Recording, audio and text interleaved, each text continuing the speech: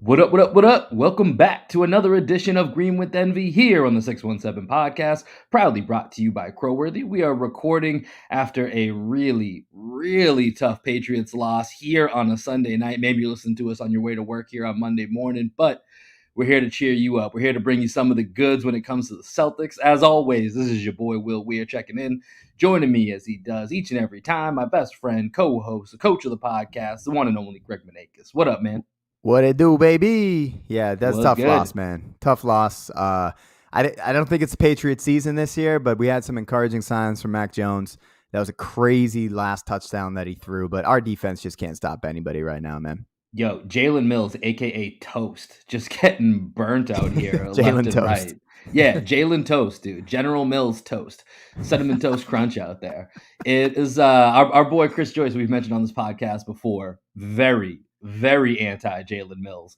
Has been on this train for since like pretty much week 2. And I think today all of Twitter joined in with him.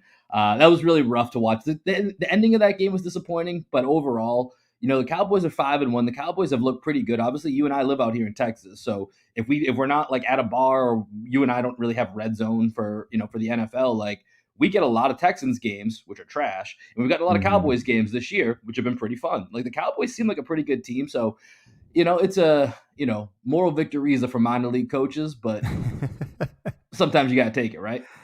Shout out Hove. Yeah, so it is what it is, but we're not a Patriots podcast, so we're gonna keep it moving because this is a big week, baby. The NBA season is set to tip off this Wednesday. New York Knicks, Boston Celtics. Let's fucking go. The season is back. So with that being said, today's podcast, we're gonna be doing predictions. What is a basketball podcast without doing season predictions? Putting some thoughts out there, putting a little scratch out there. We got to eat some crow if we get it wrong. We're here with Crowworthy. It's what we do. So we're going to That's what give you we some do. predictions from this podcast for both the Celtics. We're going to do a couple larger NBA predictions, and then we're going to give you our final season thoughts on the Celtics. But before we get into that, little housekeeping here. We've mentioned this before. This is the week. We got y'all. We got y'all with coverage. We got you with predictions today. We got a special guest coming out for an episode that we'll be releasing Monday night, Tuesday afternoon. Stay tuned. You do not want to miss that. And then to cap it all off, the granddaddy of them all, we are going live. That's right. We are going live. Green with Envy, post-game live. Join us. 30 minutes. That's right. 30 minutes after the conclusion of Knicks Celtics. We'll be coming live to you on Twitter, YouTube. Make sure you follow the handles at Green MV Pod. Follow the 617 Pod at Crowworthy Takes.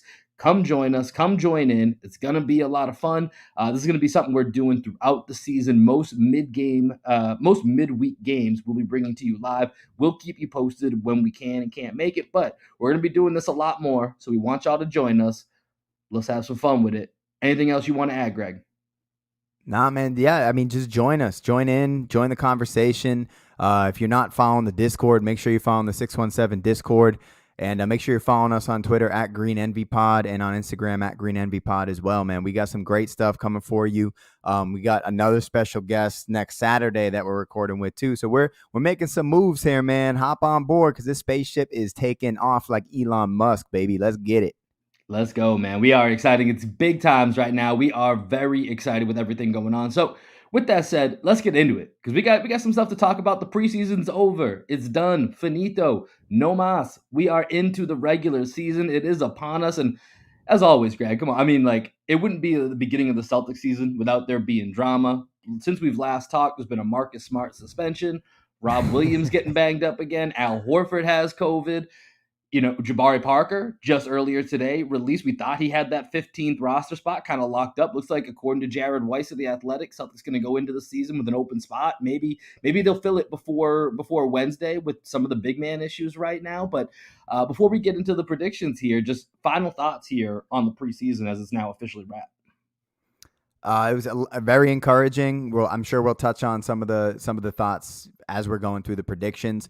But I just love what Ime is doing culture wise. I love that he suspended Marcus Smart, whether or not that was a conspiracy in which he and Ime kind of planned that as you postulated. Yeah, Galaxy Brain as you postulated on the Celtics blog podcast with Adam Taylor. regardless, I love the accountability. I love the way that they're playing. They're all playing hard. They're playing fast. They're playing aggressive. And they're not going to get punked this year, which is great. They're not going to be anyone's bitch. And we've been people's bitch over the last couple of years. And I feel like for you, you hate when the players complain to the refs and it, It's takes my them out least of their favorite thing. rhythm. Yeah. So his move As a with Grant coach, Williams had to be something that's you my job. loved. Yeah. Yeah. Yeah. As a coach, that's my job, right? I complain to the refs. I tell the refs that I'm going to meet them in the parking lot after the game. You don't do that. Yeah. Will, it's a funny story. Will and I were playing in a men's league one time, and we may have told this on the pod before, but I literally got kicked out of a men's league game for arguing with the referee. And I was like Will's ride home, and I just stormed out of the gym. And Will was like, "Yo, man, you're my ride home. You can't leave." I think you just went out and I think you waited in the car till the second half ended. I was like, bro, you gotta stay. Bro. I cannot stand referees. So it's my favorite thing to do as a coach. And I hate when NBA players bitch to referees. Although it works. Hopefully this year the NBA is cracking down on that shit so it doesn't work as much because that, when you see other people bitching to referees, if you're Jayson Tatum, you're like, you know what? I'm a superstar too. If it works for LeBron James, if it works for Trae Young, if it works for Luka Doncic, then I'm going to do it too because I'm on that level. And hopefully Ime has squashed that shit because it's not fun to watch. 100%. Ime so far off to a great start.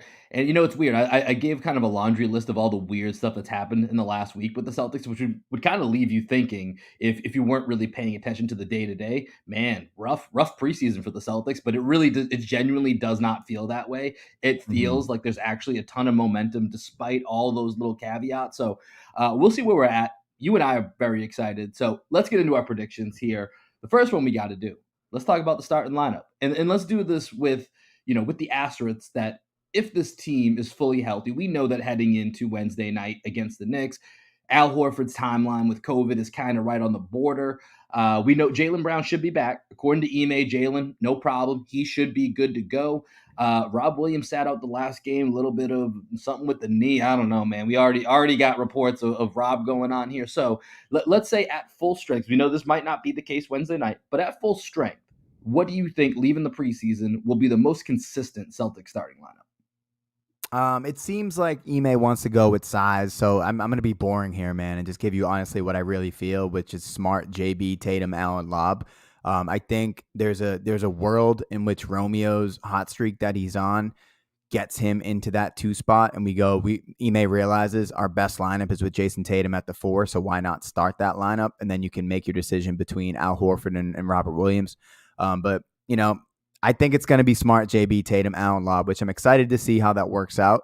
I think that will be the most consistent, as you said. Opening night, as Al won't be there, I think it's going to be Smart, JB, Romeo, Tatum, and Lob.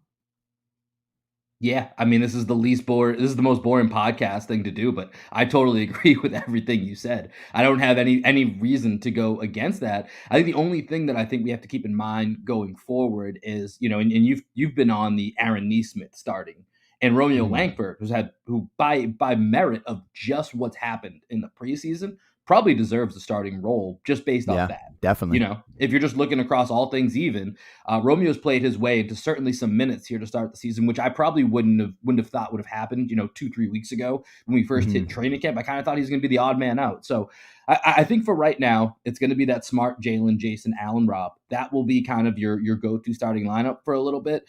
Things may change over time. As we've said, maybe the best version of this team is with Tatum starting at that power forward spot and having a guy like Aaron Nesmith to spread the floor.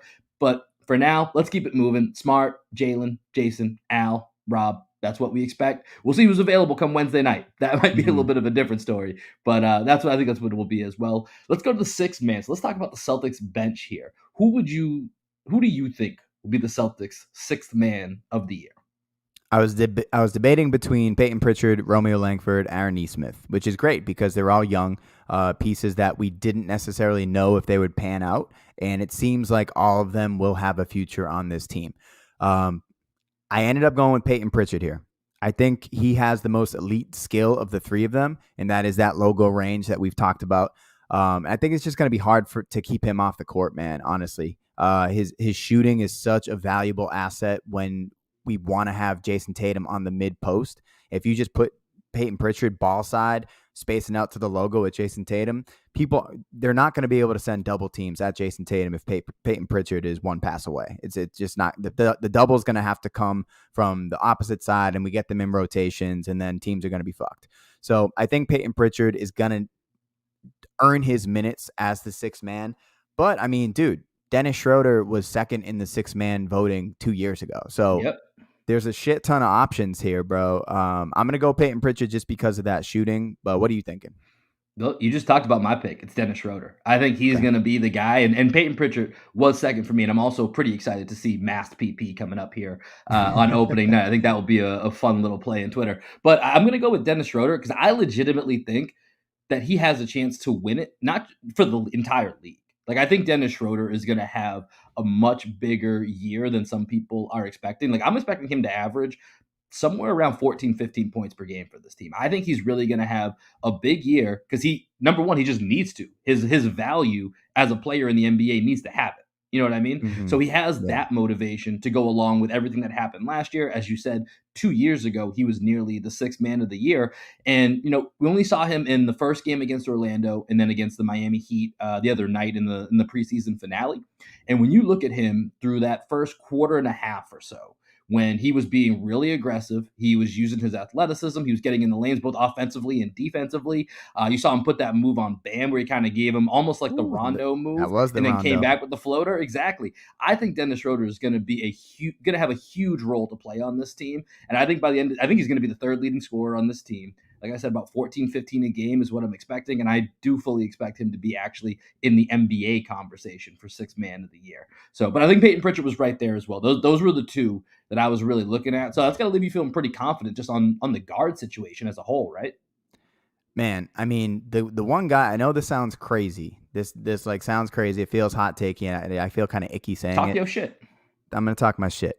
The one guy on the team that really has to watch out is Marcus Smart, man. Like, there's so much talent on this at his role right now. And if he slips a step defensively, and Dennis Schroeder is the better ball handler in the pick and roll and gets into the defense, and like Smart's defense that he's been a defensive player of the year candidate in the past. If he's not that guy anymore, then I don't necessarily know that you can make the case for him to play over Schroeder or play over Peyton Pritchard if those guys take a big step in terms of chemistry with the Jays, because it's all about chemistry with the Jays. Yeah. And if Peyton Pritchard in his shooting makes Jaylen Brown and Jayson Tatum have an extra two steps of space, that's huge. If Dennis Schroeder develops a nice pick and roll game with Robert Williams and Al Horford, watch out. Also, Romeo Langford, is a guy that can do a lot of what Marcus Smart can do defensively, right? Where he can guard up, and he's looked great. Marcus he really has to step up this year because there are guys nipping at his heels, man. Marcus is still an alpha dog, but the puppies are coming for him.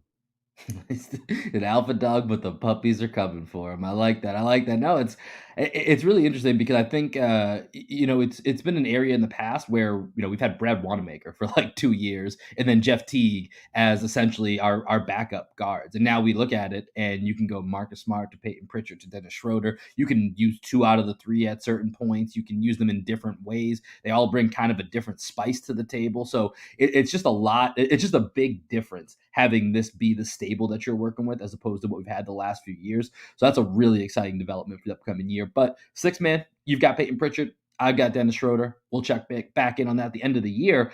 But you talked about Marcus Smart. Obviously, that means we need to talk about defense. Who do you have as the Celtics defensive player of the year? Al Horford. I was thinking about this. Go ahead. Yeah. Okay. So, the Celtics, what's going to be really important in this switching defense is backline communication and versatility. So I think those are like 2 of the things that he does best. And when you think about the East, obviously Kevin Durant's the best player in the East, according to me and you, right? Giannis Antetokounmpo might have something to say about that, but Giannis is there, right? Joel Embiid is there. The one guy on the team that has a chance of guarding those 2 guys is Al Horford, right? So if we're going to be a problem in the East, Al Horford is going to need to be at his best defensively. And when you look back at the numbers when Al was on the Celtics under Brad Stevens, we were top 10 defense, man. Like it's no surprise that once Al Horford left, once I think we were still top 5 the following year because we still had Gordon Hayward, and we were still doing a lot of things that the guys were still really bought into Brad's system. But the following year, we just kind of fell apart. Right, last year we just fell apart defensively. Guys were getting to the rim at us. They were hitting crazy 3-pointers on us. Whatever reason, we just didn't have it last year. So I'm excited for what Al Horford is going to bring defensively, and I also think he's going to mean a lot in terms of like development for Robert Williams and development for Grant Williams and how he shows them to communicate as a defender. So moving forward, once Al leaves the Celtics, whenever that is, I hope it's not for a couple of years, we do have some guys that can kind of fill that role. But this year, I think it's Al Horford. Yeah, I was leaning very heavily into the Al Horford camp on this, just because I think he's so rock solid that he brings a certain baseline of stability to this team that when he's out there, he's going to be in control. He's going to be, he's a veteran with that leadership. We know what Al Horford looks like commanding the back line of that defense. And we know what that looks like when half the time he's trying to communicate moving Isaiah Thomas so that you can go get a better matchup. And he's kind of doing that. Now he's working with Marcus Smart, Josh Richardson, Romeo Langford, Jayson Tatum, Jaylen Brown, Rob Williams. This is a very, the defensive unit that the Celtics are going to be putting out there should be near the top of the league. There's absolutely no reason why this shouldn't be a top 10 defense this year. And so I think with that, he's going to be kind of the rock within that. So I do think Al Horford is a good choice. I went a little different here. I went with Jayson Tatum. So that was my second pick. Okay. So I went with Jayson Tatum because if you think back to when we had Seth Partnow on from The Athletic, we talked about, what is it that, keeps Tatum from going to that next level. And I don't even think he's there. He's in that 10 to 15 range, wherever you want to slot him. But really, when you get into that top 7, 8, that's when it's like, that's where the champion's coming out of. A team that has one of those top 7 guys, that's more than likely where the champion of the NBA is coming out of. So how does Tatum get there? And one of the things he talked about was being more committed consistently on the defensive end. Now, obviously, he's a good defensive player. He's a solid two-way player. Like no one could tell you otherwise. But taking that next level up, where in these big moments you're seeing him maybe even guard some of the guys that you mentioned, whether that's KD or it's Middleton if we're playing the Bucks, if it's not Giannis. I think Tatum 6'10", he added on that muscle. I think this is going to be an opportunity for him where on the offensive end, I'm really looking for him to add on some of that playmaking as Ime has talked about, and defensively, taking some of those big time matchups that when you get down the stretch and a lot of these wings that he's going to be going up against throughout the league, that he's having that alpha dog approach, that mano-y-mano, that, bring your shit, let's go. I'm going to be the one stepping up here offensively and defensively. And so I think that's part of Tatum trying to take that next leap, which is the hardest leap to get to that superstar. He's an all-star right now for sure. And he's on teetering on that edge of superstar. I think, him becoming a true, defensive stopper is that next level. So I'm going to go with Jayson Tatum for that. What were your thoughts on Tatum that almost had you going with him as well? I mean, a lot of the same thoughts, man. I'm just kind of echoing what you said. When I said that Al Horford needed to be the guy to guard Giannis and Embiid, Kevin Durant's there for the Nets, right? And I think Jayson Tatum's going to be the guy that's going to need to shut him down or, make him work hard for his points. Shut him down in quotation marks, yeah. Exactly. And when you think back a couple of years ago, I thought Tatum actually did a really good job guarding Kawhi Leonard.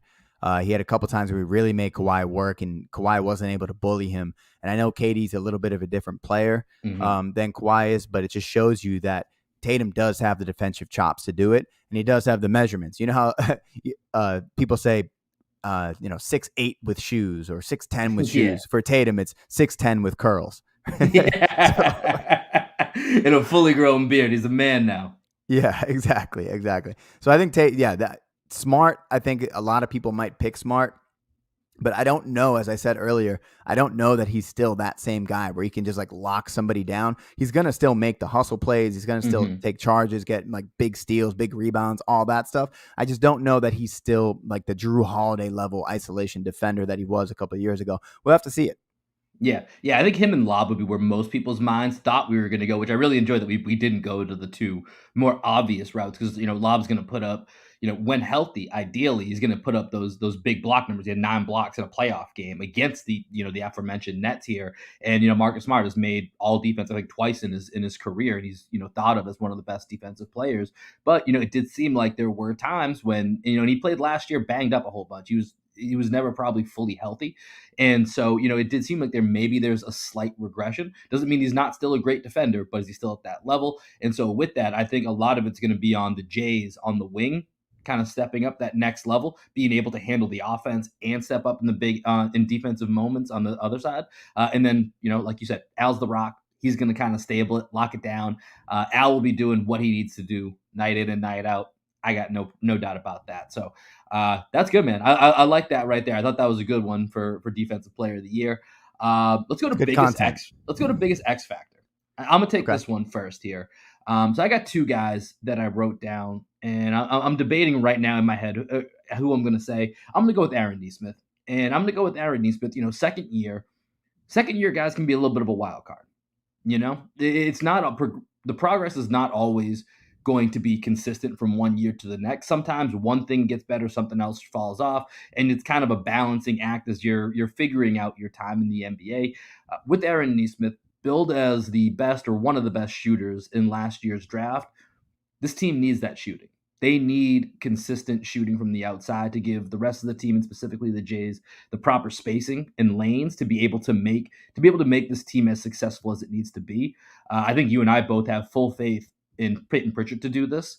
I think Aaron Nesmith, for me, is the guy that needs to kind of be riding shotgun with Peyton Pritchard. When they're in the game, they need to be able to space that floor, knock down at a minimum, high 30s, really 38 to like 42, 44%, somewhere in that range. Absolutely. They have to live there because they're going to get open shots and they need to be able to knock them down. So I think Aaron Nesmith's progression and specifically the consistency of his shooting is one of the biggest X factors for me. What do you got? I wish you had let me go first because I was going to continue our conversation. The Jayson Tatum leap. Okay. I think the Jayson Tatum leap is the biggest X factor for the Celtics because I don't think we are by any means favorites to contend this year, but I don't think it's impossible to see this team in the Eastern Conference Finals this season, depending on the matchups, and we'll talk about that later.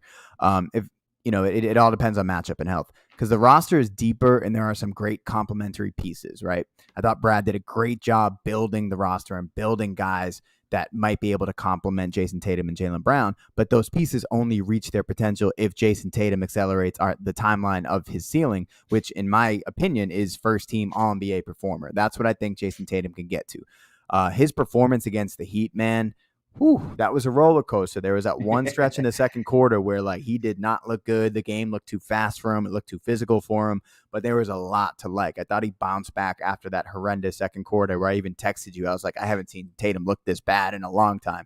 He looked horrible in that second quarter. But what I really liked about that game is Jayson Tatum is finally playing with speed and playing with force, and it's not just all methodical. Right, because that's what Jayson Tatum's great at. He's great at setting you up. He's great at being patient, very similar to Paul Pierce. But when you think back of Paul Pierce, there weren't many times where you were like, oh, Paul Pierce is really moving fast.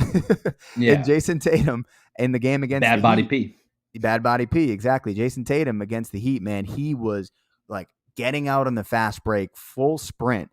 And what it always seemed like to me when Tatum was hesitant to run full speed on fast breaks with the ball in his hands, because it seemed like he didn't know how many steps he needed to take in order to get to the rim, right? Where he would he'd take off from the wrong spot, or somebody would anticipate where he was going to be and take a charge on him or something. So he was kind of setting up his steps. In this game, it seemed like he knew exactly how many steps he needed to take and what angle he needed to take in order to get to the rim on a fast break at full speed. It's something that I think is a skill that not many people have. Like Russell Westbrook has it, LeBron James has it, Giannis has it. Yeah. But there aren't too many guys in the league that can just go full speed, make their move at full speed and finish at the rim. And I saw the first glimpse I've ever seen of Jayson Tatum do that on a fast break. And I fucking love it, bro. Yeah, no, I mean, I think that's a great take because I think, with Jayson Tatum, and we're going to talk about this all year, at the end of the day, even though there's a lot of good depth to this team, there's a lot to really like about this team from different angles, positionally, defensively, the variability. At the end of the day, Jayson Tatum and Jaylen Brown are going to be where this team are going to take this team to the ceilings of which they can reach. Does Tatum become a top 10 guy? Does Brown become a top 20 guy, 15-ish guy? Are they both hovering on the all NBA teams? That's when the Celtics are going to be in true certified championship contention without even necessarily needing some of these, I don't want to say lucky breaks, but catching a few breaks here and there, whether that's matchup, injuries from other teams, whatever that may be. So I think that's spot on. I think that's something we're going to be tracking all year. You and I are huge talking about where's everybody live, what tier are they in? Are they in the VIP? Are they in the guest room? Where are they at? So that's something we'll be tracking all year. So I like that. Just real quick, the other guy I was thinking was Rob Williams, just because of his health. His health, I think, is just, we're already seeing it. I was kind of keeping an eye on it starting game 2. I was like, man, I feel like Rob hasn't really dunked on anybody yet. He's blocked some shots on the perimeter, which has been great, and I'd love to see him working on that jump shot. But I haven't really seen that explosive Rob Williams that makes you jump up out of your chair and kind of be like, damn, this dude is only 6'8". Get the hell out of here. This guy's a 7-footer. He kind of fools you with his athleticism. So I think that's another one to keep an eye on, but we'll see. Yeah. Dude, I was listening to your Celtics blog appearance with Adam Taylor, and I was fucking howling today thinking back on it.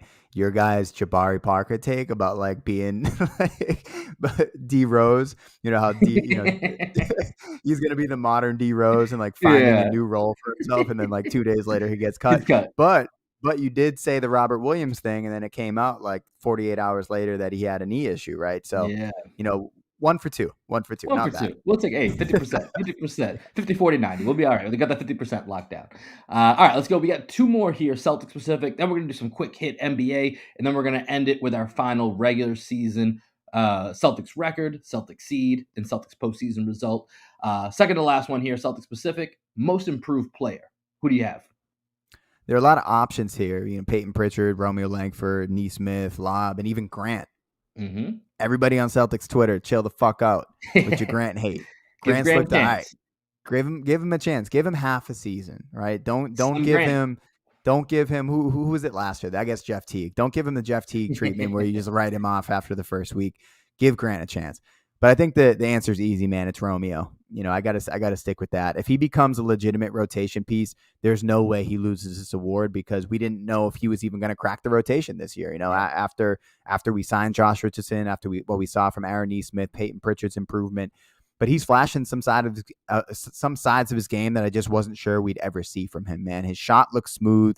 He's looking like a legit guy, but the bigger factor is the confidence and the force with which he's playing. Just like I said with Jayson Tatum, he's playing with so much confidence, playing with so much force. He seems like he belongs on the court. And when you think back on the way that the team spoke about him from last season headed into the playoffs, they're like, hey, if we get Romeo back, watch out. If we get Romeo back, watch out. They've definitely seen these flashes from him in practice that have shown them that this is there, this potential is there. They wouldn't just be blowing smoke up everybody's ass if Romeo wasn't a guy, and it seems like he's finally reaching the first step out of the basement of the first 2 years of his career, because it's been as bad as it can be. We've seen glimpses, and now we have a great summer league. We have a great preseason to build on our hopes for this kid to become a guy. Yeah, changed his number. Maybe that's all he needed. Yeah, 45-9. Maybe that was the key. But yeah, Rondo magic. Exactly. I think Romeo is the answer here. But I wanted to just give a different one because I think that's who was my number 1 choice. I'll talk about my number 2, Jaylen Brown. I'm just every year that I think Jaylen Brown has hit who Jaylen Brown is going to be, he does something new. I'm like, oh, okay. Now JB can insert whatever new thing he can do now.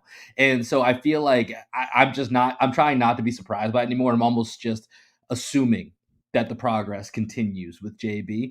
And so I don't know what that's going to be this year. Like we talked about with Jayson Tatum, Ime wants both him and Jayson Tatum to be more playmakers, be more creators on the floor for others. So maybe it's that. Jaylen Brown has talked himself about just being healthy and being more explosive, more athletic. He talked about his dunk numbers before in that Mark Spears article being the lowest last year since his rookie season. Maybe it's a renewed energy or renewed focus on the defense where he's not, getting beat sometimes off ball, which has been, a nagging problem of his. So I don't know what it's going to be.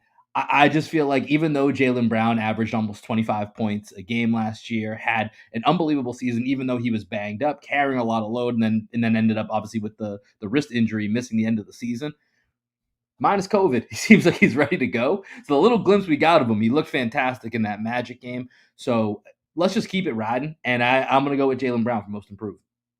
I love it, man. I'm a big JB guy. Is he better he's than gonna have Tatum? to he's he's gonna have to improve a lot. Okay, Jaylen Brown will win Let's most go. improved player if he has a better season than Jayson Tatum. That's the only way, man. He's at such a Yeah. high level right now. Like for him to out improve Romeo Langford and out improve Neesmith, like he's got to have a major leap. And the only possible way is like he could get better than he is being better than Jayson Tatum, Somehow we which he's not. leapfrog Which, Jayson Tatum. Yeah. yeah, which he's not. Which he's not. Yeah. But I he don't might think be. that's gonna happen either. But I know there's gonna be a moment where in the next couple of weeks you're gonna be like, I don't know, man. Maybe. Just you're Bro. gonna have Okay, so here's my thing. If Jayson Tatum plays the way that he played in that Miami Heat game in the preseason this season, I'm not gonna say that shit anymore. My only issue with Jayson Tatum has been his like mentality and his lack of aggressiveness. Like he played the way that Jaylen Brown normally plays last game. Like he was just like right to the rim, full speed ahead, like trying to body people. He was trying to be a bully out there, and JB kind of has that mentality, just Yeah. straight line drive, like I'm gonna go dunk on your ass. And man, that's the only thing that's ever held me back about Jayson Tatum is I didn't love his aggressiveness, and it seems like he knows what it is, and seems like Ime is bringing it out of him. Yeah. Well, we'll have to see. I feel like at some point in the first couple weeks we're gonna get a Tony Romo out of you. Yeah, well, I don't, yeah, Yeah, yeah, yeah. I don't I know. don't Just know. I don't Jaylen know. Brown better than Tatum. I don't Yeah. know. He might be. I think I'm the only person on the world that's not. I'm not a huge Tony Romo fan on the I call. I like know that. people love I him, like it. but yeah, I'm a big Joe he's all Buck right. guy, dude. I love Joe Buck. I've come around big time. I actually like Joe. I like the Joe Buck booth, and I like Sunday Night Football too. I've come around on Al Michaels and Chris Collinsworth. I like both of those booths. Yeah, they're Football for almost like like their national broadcast actually probably has the best or most consistent group of guys. That's a pretty good broadcasting team. for sure. They're almost like a self-parody at this point because they've been together Yeah, so long. So like you always kind of transcend what is normal and you end up like doing this meta like Abed impression of yourself. yeah. So like it almost seems like we're at that point, but I think it's just because they've been in the game for so long that we feel that way. Yeah, 100%. All right, last Celtics category before we move on to the NBA specific ones. Ime still has not named his captains yet. So we know that he said that he would like to name two captains. Keep in mind, Marcus Smart recently suspended. Don't know if that plays a role. But Greg, give me your two captains. I'll give you my two captains. Honestly, I don't really give a shit about the captains thing. I Yeah, think it's it's not really that. yeah, I don't think it's a big deal, but I think it's got to be the Jays. Because one, I think there's a world in which Marcus Smart gets traded this year, and I don't think that you can Ooh. trade your captain. And also, Al Horford just came back to the Celtics, and like I think everybody knows that he is like a captain in spirit. But for this team to like take the next step, we've been saying it has to be the Jays, and it just makes sense. Like Yeah. we're not trading the Jays, make them the captains. It would look weird if we made Marcus Smart a captain and we traded him 4 months later.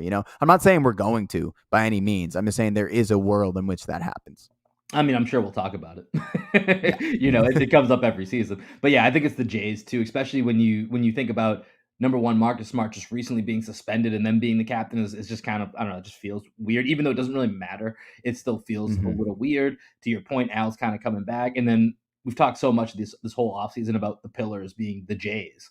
All right. Well, if they're gonna be, everything you're building around, that's your captains. It's Okay, kind of right there. what are your like dark horse candidates for captaincy? I don't really have any. I think it's those four guys. I think those are the only four options. I don't see how anyone outside of the four names that we've mentioned, like I can't really understand how it would be anyone else besides those four. The only other guy, just because he like kind of looks like a captain, is Grant Williams. Like I'm not saying that like he's gonna be a captain, but he's got like the short haircut and he just like looks like a military guy. He seems like a captain. Do Like you in his remember heart. that old Twitter account that was like Andrew Luck, but it was like Captain Andrew Luck, and it was Yeah. like Andrew Luck's such a nerd. Like Yeah. I feel like someone in Celtics Twitter needs to do like a Ulysses Grant, maybe not Ulysses Grant, but just do like some type of like Grant Williams like Civil War. Like I know what you mean, so I feel like we need a parody account. Somebody out there on Celtics Twitter, get on that. Give us a Grant Williams parody account that we didn't know we were missing, that apparently we need. Thank you in advance. All right, let's hit the NBA here. Let's switch it over. Let's do some quick hits here for some of the high-level awards. Then we have a special category that Greg added in here that I'll let him get to here in a moment. But let's go quickly through some of these, and we can dig in on some of these a little bit as well. But Rookie of the Year. You want me to go? Oh yeah, go ahead. Yeah, I was leaving the floor open for you. Apparently, our nonverbal communication skills are lacking after 30 years. But yes, this is for you. Well, the rookie of the year category is loaded, bro. I think any of the top 5 picks are legit contenders for this award, especially in their situations. But I've been a Jalen Suggs guy all year, and if he somehow gets the I knew Magic you to a were going there. respectable season, yeah, I mean, dude, he's my guy. You know, I was ready to trade it all fabulous level for him, bro. Like during the NCAA tournament, I was like, I want Jalen Suggs more than anybody in the world. If he can change the culture of the Magic, I'd be a hypocrite to pick anybody else, man. Honestly, like I think he's that special of a player. I don't think he has like the top level talent that some of those guys have, but I think just like first year, biggest impact, he might be the one. Um, I, you know, I think Mobley for me would probably be second, just like all the buzz that you're hearing of Interesting. Mobley out of what team is he on? I always forget. Cleveland. Cleveland, yeah. Yeah. All the buzz out of Cleveland and just like on all the NBA pods, you just hear people going like, "Oh, Evan Mobley, huh?" Scotty Barnes. I'm gonna go third. I'm really not buying You into mean the second year Jalen Giannis? second year Giannis. I'm not really buying into the Jalen Green hype yet, since he has Mm-hmm. to share the rock with KPJ. And there's just like something about him when I watch him play. I'm like, I don't know that you're like a real number one guy in a winning team. I could see him being like a really good player, but Mm-hmm. people are talking about him like he's going to be a surefire like all-star, and I don't know if I see that yet. And then Cade is already off to an injury-plagued season, Yeah. so they don't even know if he's coming back for the first game, and they're going to be careful with him. So Cade's talent, I think if he plays close to 82 games, and he's probably going to be right in that conversation, but they're going to be careful with him because, there's no reason to be good this year for them. Yeah. Yep. I mean, I agree with all the guys that you said there as far as who's going to be in contention. One guy that I will add in there who I didn't pick, but I think will be in there is Davion Mitchell. He's essentially It's your my guy. version of, yeah, Jalen Suggs was for you what Davion Mitchell is to me. Exactly. You Yep. know, push a T of the D, as I like to call him out there. I love Davion Mitchell, man. I've watched him play at Baylor.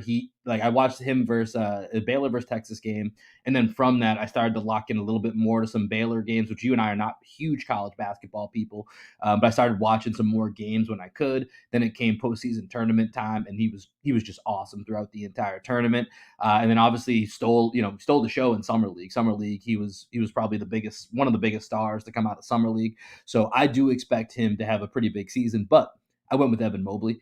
Evan Mobley's my choice because just from the little bit of the clips that I've seen, it's all been clips. I haven't watched a full game of him yet. He just has so many tools, man. This guy can Yeah. do so much on the court. I saw him go pretty much coast to coast with then drop the ball off down to another one of the 12 bigs that the Cleveland Cavaliers have. So it's a little bit crowded, but I think his talent and what they're trying to do, they're going to give him the opportunity. And I think the Cavs are going to be a little friskier. They're not making the playoffs. I don't think I wouldn't go that far, but I think they're going to be one of those teams where it's like, hey, did you realize the Cavs are like 2 games under 500? Like at some point Yeah. earlier in the Yeah. season, because they have a bunch of things. I don't know Mm-hmm. if they have things that work together, but Yeah. Sexton's a good player. I don't think he's a guy I want to give a max to by any means, but is he a guy that can get a 4-year, $80 million contract who can score 25 points a game for you? Yeah, I think that's if he's going to be your, third option or something like, or be your spark plug off the bench, whatever. Like he's something. Darius Garland's got something to him. They got Lauri Markkinen. They got a few other guys in their team that can really play. So I think the Cavs will be an interesting team, which I think will give Mobley a little bit of a boost. So I got him winning Rookie of the Year. Let's go to Most Improved Player of the Year. And this is a weird one because I feel like you can go so many different ways with it. Is it a guy that goes from, role player to all-star? Is it a second-year guy that just gets a lot better? Let me give you a couple guys that I had in there that I'll tell you which one I'm going with. So in this category, the couple of names that I circled around were Jordan Poole, Mikal Bridges, who just signed a 4-year, $90 million contract with the Suns, Tyrese Halliburton, Tyler Hero, my guy, and Michael Porter Jr. I've been debating between Halliburton and Hero. I'm going to go with Tyler Hero because I think everyone was so down on him on his second year, and he's had a great preseason. So he's got at least a little bit of momentum heading into the season. So I'm going to go with Tyler Hero. He's going to be the Heat are going to be good, and they're going to need him to step up and be just be way better than he was from 3-point last year because they're so, they're relying on Bam and Jimmy and PJ Tucker, who PJ can sit in the corner, but other than that, he can't do shit. So it's just Jimmy and Bam who are not going to be, outside threats. So they're going to need Hero to join Duncan Robinson, join Kyle Lowry in space in the floor. So I think Tyler Hero is going to have a big season. So I got Tyler Hero for most improved player. What do you got? Am I going with an all Orlando Magic award sweep? Do I hear some Sheck West playing? Yes. Okay. I like it. I like it. No, it's not. It's not. Oh, that's my guy. I was hoping you go there. No, I do expect Mo to be in the running, though, man. I liked a lot what I saw from him in those preseason games. I think Suggs and Bamba. Now I'll save that for later. But Jordan Poole was a guy that I was really, really considering, and I wanted to pick Jordan Poole because I thought that he started to take a leap last season, kind of even ahead of when the national discourse was like, "Ooh, is Jordan Poole actually good?" I saw him a couple games, and I was like, "Oh, Jordan Poole's actually good," and he's been killing it this preseason. I wanted to pick him, and I saw some tweets about this earlier. It said it was somebody posted something. It was like one of those like one of those faces where the guy like had to hold back what he really wanted to say. Yeah. It's like NBA podcasters when they're told they can't pick OG Anunoby for most improved player this year, because that's my guy, man. OG, I think, man, I watched the Raptors a bunch of times during the preseason. OG Anunoby is like, looks like he's ready to make a leap, man. He like really, really does. I think I think they should think about trading Siakam because of what OG looks like. Like he looks like Siakam looked like a couple years ago, and he's already adding some like step back 3-pointers to his bag. I just think OG is going to be a beast, man, because he's already got the defensive chops to be a two-way player, and now he's starting to add some shit to his game, very similar to like early Kawhi Leonard, when you were just like, oh shit, Kawhi can do that now? Like OG did some things I didn't know that he could do in the preseason. So I really like it, man. This is a really hot take, but can I pitch to you a hypothetical trade that I kind of want to see? Go for it. Okay. So I think that the Raptors, for them to be really, really good, which I think they can be, they need one more shooter. And I think the shooter needs to be somebody with size, because they got Fred VanVleet, they got Gary Trent, and they've got Svi, right? But they're all undersized. They need someone that can stretch the floor. So my guy that I want to trade is Siakam, because like he's been a bit of a malcontent over the past few years. And I think there's a world in which Kevin Love still has some game left in him. A Siakam for Kevin Love trade makes sense financially. I don't know that Kevin Love does have anything left in him. Siakam's a better asset, so they would need to also get something with Kevin Love in return. But I would love to see a lineup of Fred VanVleet, Scotty Barnes, OG, Kevin Love, and Precious as a lineup. I think that would be super fucking fun, and like maybe would put them into playoff contention. I'm trying to think of a reason I don't like it. I mean, it really just comes down to Kevin Love's kind of a mystery at this point. Exactly. Like the theoretical version of, even if you're assuming, 10 to 15% less out of whatever the last time I honestly don't know the last time we saw like a real Kevin Love game. Like even if you're assuming he's 10 to 15% less of that version, would still fit very well into what the Raptors do.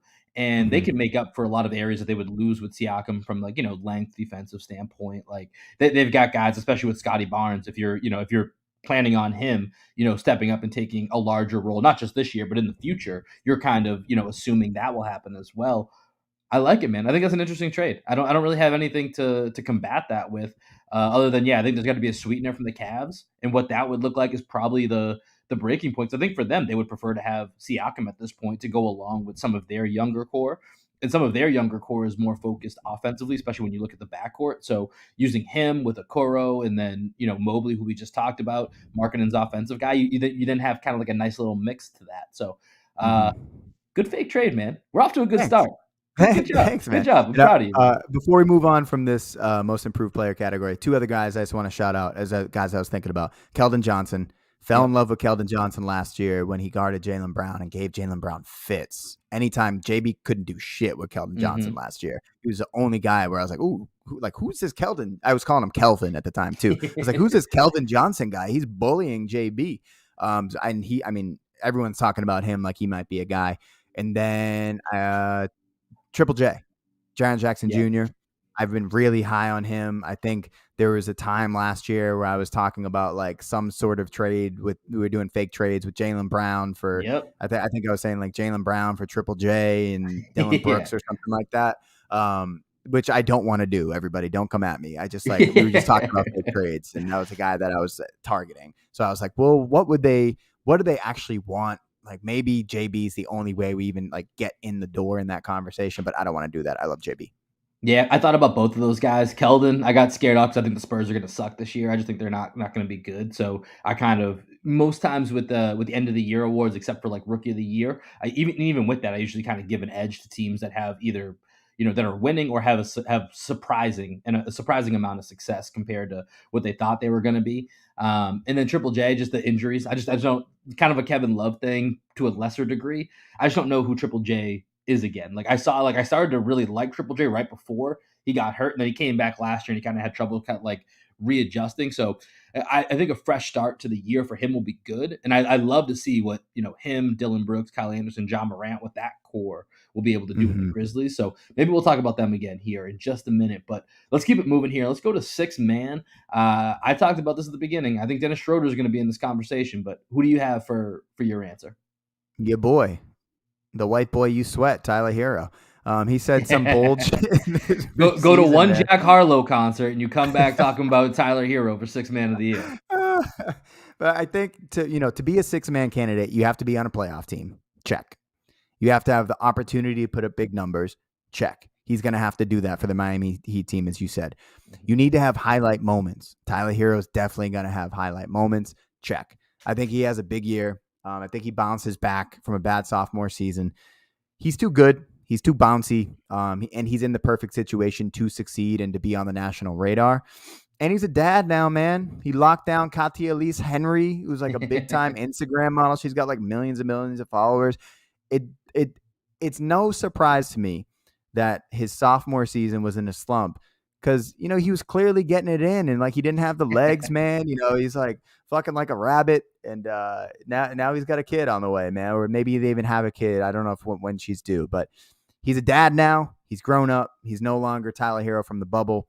He's Tyler Hero 2.0, Tyler Hero the dad, but still Will's number one love interest. It's my guy. I still got my Tyler Hero stock. I didn't sell it off. I'm holding on to it. So I like that pick a lot. He was a guy that I thought about in here as well. It's interesting. A lot of my like MIP and six man picks kind of overlap. There's some guys that I have like in both of those.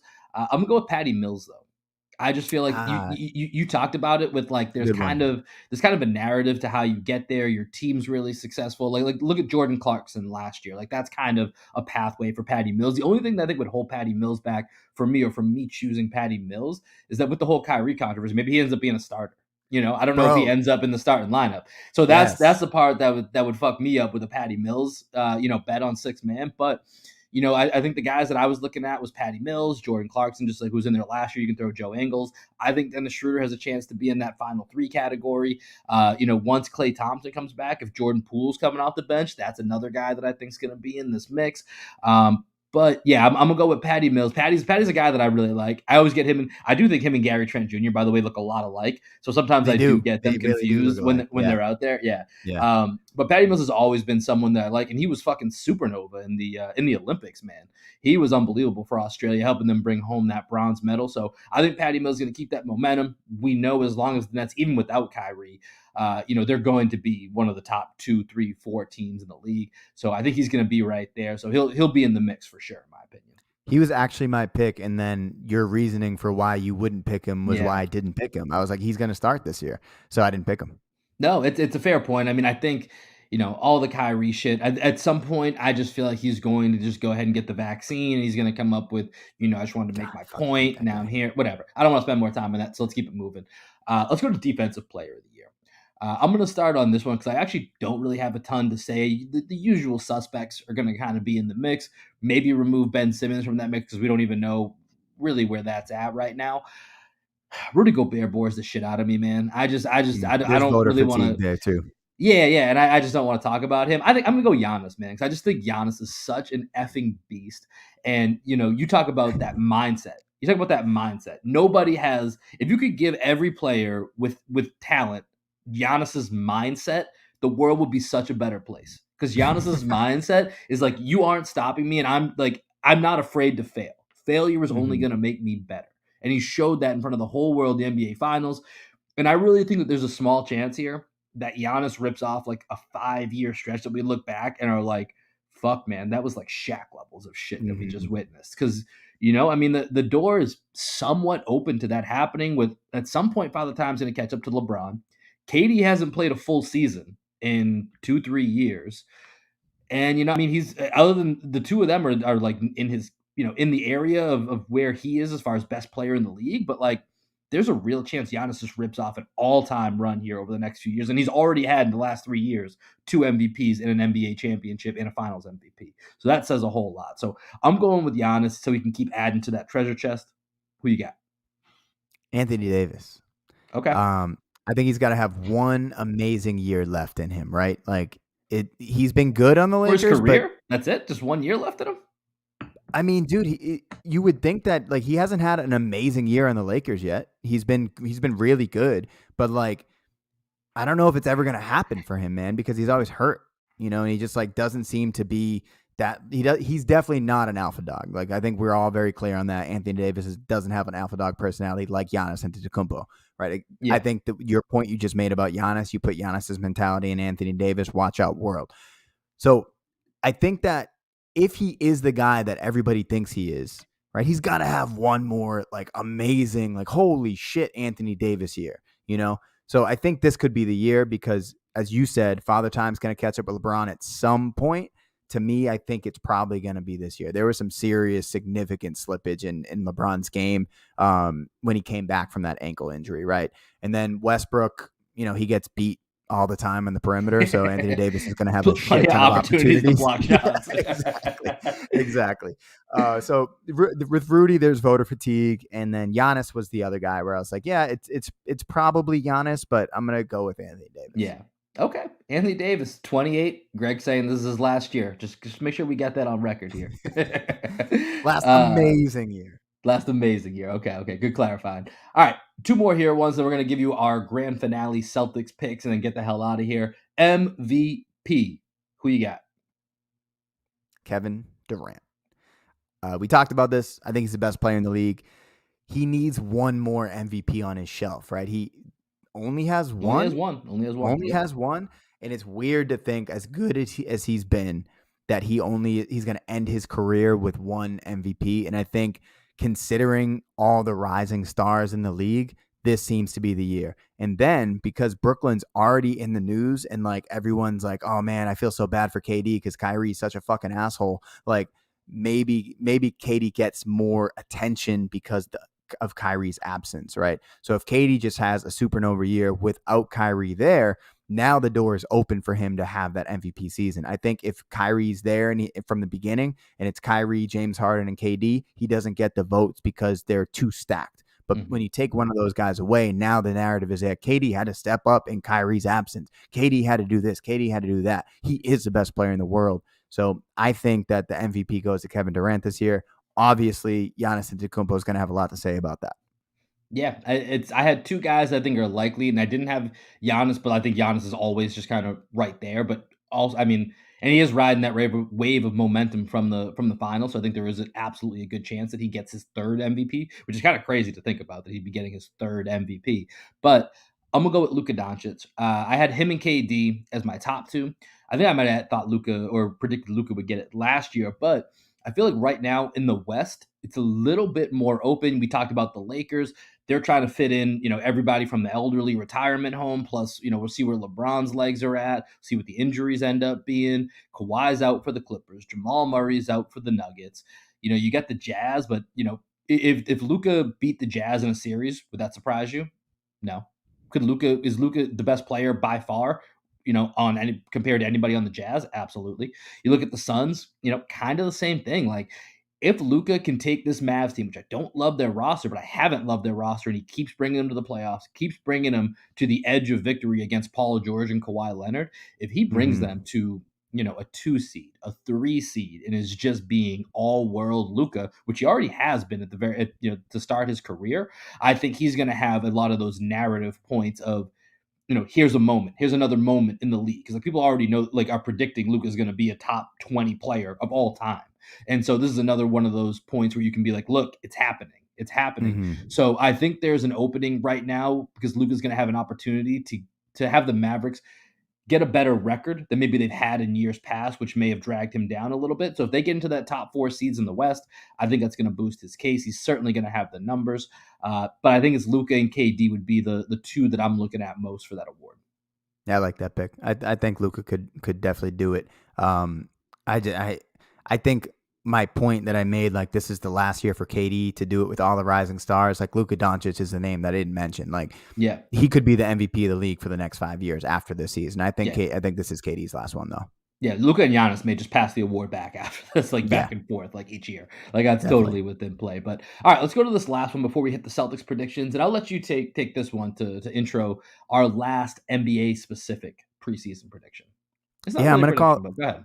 Yeah, this is just the league pass team category. So obviously we're a Celtics pod, but just to diversify content and give our girlfriends another reason to hate us, I just wanted to pick another team that you're going to be invested in, right? So you get to pick one, I get to pick one, and we can periodically kind of just like report on what we're seeing with those teams.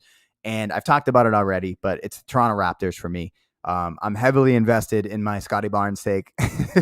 So I said, if you missed it, I said Scotty Barnes is year 2 Giannis, and his floor as a player is Sean Marion, who's like a really fucking good player. Borderline Hall of Famer, Yeah. No big deal. And as I mentioned, I really like OG. He's my pick for most improved player. And I really like Precious, man. I think Precious is a monster. So I think they're sneaky good. I'll let you go in a second. I just want to say the other teams I was considering were the Bulls because I'm a big Levine guy, just like you're a big Hero guy. That's one of our bets that we've talked about in the past. And then the Kings because I love Fox and I love your guy Mitchell. I wanted to pick the Magic because of Suggs and Bamba, but I think the Raptors won my heart this preseason. Okay, very good. I like that list. So I kind of did like a same thing. I'm going to go through actually the first 3 teams I didn't pick, and I'll give you my pick here at the very end. So Warriors are always on there. We've talked about I love Clay, love Steph. Jordan Poole's a guy that both you and I like, and I'm a huge JTA guy. If we're talking about guys that I love around the league that are not stars, JTA is very high on that list, just like some of the guys from the Raptors you mentioned as well. But they're going to be on a ton of national TV, so I didn't want to put them in there. The next team I thought about was the Pelicans, and that's all centered around Zion Williamson. But you take off Zion, I really don't care. And like, how the fuck did this dude have surgery and nobody knew about it? Like nobody knew about it. Now he's getting MRIs and like he's not walking. And so if you remove Zion, I could care less about the Pelicans. But Zion and Zion just as an entity is fascinating to me, and I love watching him play. So if he's there, he's in the mix. But I don't really know what his story is. So got to throw the Pels out right now. The Hornets, man. The Hornets were a lot of fun on League Pass last year. You throw in LaMelo, who I was wrong about. I didn't think he was going to be, nearly as good as he was, but he's super entertaining. Terry Rozier was great to watch. James Bouknight's had a good start to, the preseason so far. Gordon Hayward is just, you and I always liked Gordon Hayward. He just was never healthy when with the Celtics. And so then when you throw in Miles Bridges, you throw in PJ Washington, the team is just, it's a fun team to watch, and they play hard. They play hard a lot of the time, and those are the fun teams that you kind of want to keep up with. But they were kind of the, League Pass sweethearts, darlings last year, so I threw them out. I'm going with the Atlanta Hawks. I'm going with the Atlanta Hawks. Well, the reason I'm going there is because I disrespected them all last year, and as I'm thinking about where teams are going to finish this year, I've continued to disrespect them. And I feel like maybe I just haven't watched enough Hawks. What's keeping me from buying into the Hawks? I'm not fully sure. So I want to do a little bit more homework, do a little bit more due diligence, and kind of figure out, because I know they're deep. I know that they have a lot of players that are good, that I like, that are quality. But like when people are like, man, this is like the 3rd best team, 4th best team, I'm like, they're not. I can't get to it, even though they finished 5th in the East last year, went to the Eastern Conference Finals. There's something that's stopping me from buying into this team, and so I got to find out more. I got to learn more. So I'm going to watch some more of the Hawks this year. That's going to be my League Pass adoption team. I like it. So Raptors for me, Hawks for you. All right, let's wrap this up here because prediction podcasts are fun, but I'm running out of steam. So let's go ahead and bring this across the finish line. Let's start with the Celtics regular season record. 45.5 is the line in Vegas for the over/under. Greg, what is your prediction for the Boston Celtics? Hammer. 2022 regular season record. Hammer the over. 49-33. God damn it, we have the same brain. I literally have 49-33 written in front of me right now. Dude, I couldn't. We didn't even talk about. 50. I swear to God, we did not. No, we did not talk about this. Yeah, I couldn't give them 50. I was like, they're not a 50-win team, so I'm gonna give them 49. That was my thought process. That's it. That's as deep as it went. Let's keep going because that was my thought process. I wrote down 50. I was trying to figure out did you have to go back 2 years ago to kind of get an idea of all right, what's normal win totals? Because now that we have a full 82 game season, no bubble, no 72 games, and so I was trying to recalibrate myself with league standings over the last couple of years prior to the last two. And I was like, man, 50 just kind of feels like a certain next level that we're not quite there yet. Exactly. And the way I look at the East is I have the Bucks and Nets in one tier. Sixers would be kind of in their tier. I don't know what the hell's going on with Simmons. So they're in the Heat, Sixers, and Celtics all kind of live in a tier. And like I said, I keep disrespecting the Hawks. I have them in the Knicks just below that. And so I think with the Heat, Sixers, and Celtics, they're all going to be within about 2 games of each other. And then I think that next tier below is going to be about within 2 games of them. So I think it's all going to be super tight. But yeah, I just ended up, I can't believe, God damn it, we did the same thing, same reasoning. Okay, well, with that being said, I ended up saying the Celtics regular season seed would end up 4th in the East. So I think they'll finish right in the middle of that Philly. It's going to be Philly, Miami, and Boston somewhere in that 3, 4, 5 slot. Milwaukee and Brooklyn will be 1, 2. And then I think the Hawks and Knicks will kind of battle it out to see who avoids the play-in. And the Bulls are maybe in that mix too. I'm not as high on the Bulls as other people. But that's where I got the Celtics at 4th in the East. How about you? Hey, we came up with something different. How nice.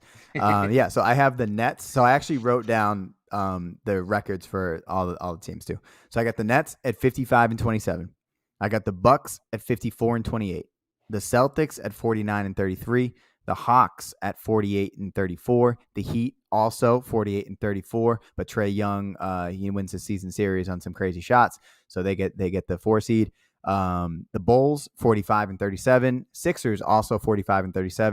Then I got the Knicks at 44-38. Raptors 44-38. And I think that's everybody. Maybe Wizards. I have Wizards and Pacers 500, 42-42. I think the East is going to be really good, man. Yeah. I think there's going to be a shit ton. I don't think it's going to be a 60-win team because there are too many good teams. Yeah, I'm on board with you. I think that Raptors pick is a little surprising. I like some of the. I know you're very high in the Raptors. That's your league pass team for a reason. I think that's a little high, but other than that, I mean, I think we're right along the same line of thinking. I really think the top 10 teams in the East are all going to be formidable, and I think it's going to be very close together. All of the different tiers that I mentioned during my piece of this, that they're all going to be very close. So it's going to be a few of these games, and that's why when you look at the Celtics specifically. I think this first quarter of the season, the schedule's a little bit easier, at least based off what we're expecting to happen with a lot of teams, because they hit December and it's a fucking nightmare.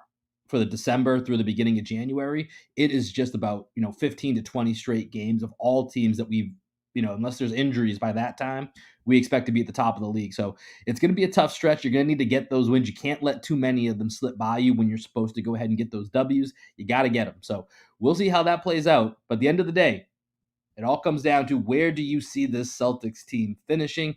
What is the final result for the Boston Celtics this season?